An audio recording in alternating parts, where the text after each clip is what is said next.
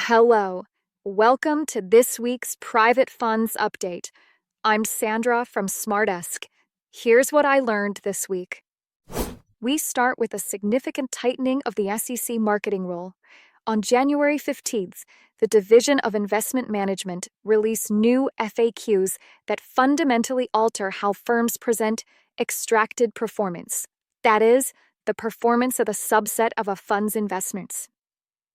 In this FAQ, the SEC has clarified that when showing extracted performance, you must present net performance for that specific subset. The real change, however, is in the fee calculation. Historically, many firms used the actual fees of the legacy fund to calculate these net returns. The SEC now states that if the fees for the new fund being marketed are higher than those of the legacy fund, using actual historical fees is misleading. Instead, you must use a model fee that reflects the highest fee charged to the intended audience. For IR teams, this is a major shift. You can no longer rely on stale historical fee structures to make a subset of deals look more attractive. You must effectively mark-to-market your fee disclosures to reflect the higher costs of the new vehicle. Next, on January 14th, FINRA issued a proposal for a significant overhaul of how it handles outside business activities and private securities transactions. The proposed Rule 3290 effectively merges these two often confusing categories into one. For duly registered fund employees, this is a major administrative win. It replaces the complex, high-friction PST regime with a streamlined notification process. However, the trade-off is a broader net. The definition of what constitutes an activity is expanding. If you are sitting on a board, running a sidecar, or involved in a family office, the notification requirements are becoming more absolute. The goal is to reduce the paperwork for dual-hatted professionals while ensuring firms have total visibility into what their people are doing away from the main desk. In Europe, Luxembourg has officially made its move to capture the talent fleeing London by making its carried interest tax rate attractive.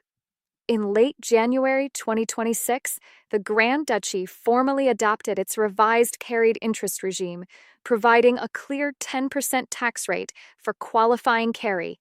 This is a direct response to the UK's new tax regime, which recently hiked the rate on carried interest to 34.1%.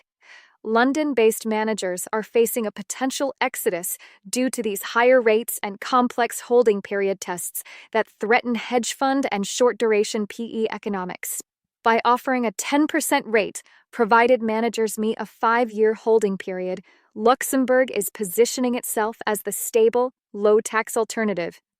For GPs navigating the great divergence between the US and Europe, Luxembourg is now the primary beneficiary of the UK's regulatory hardening. Finally, a pivotal tax ruling from the Fifth Circuit in the Sorabin capital case, handed down in late January 2026.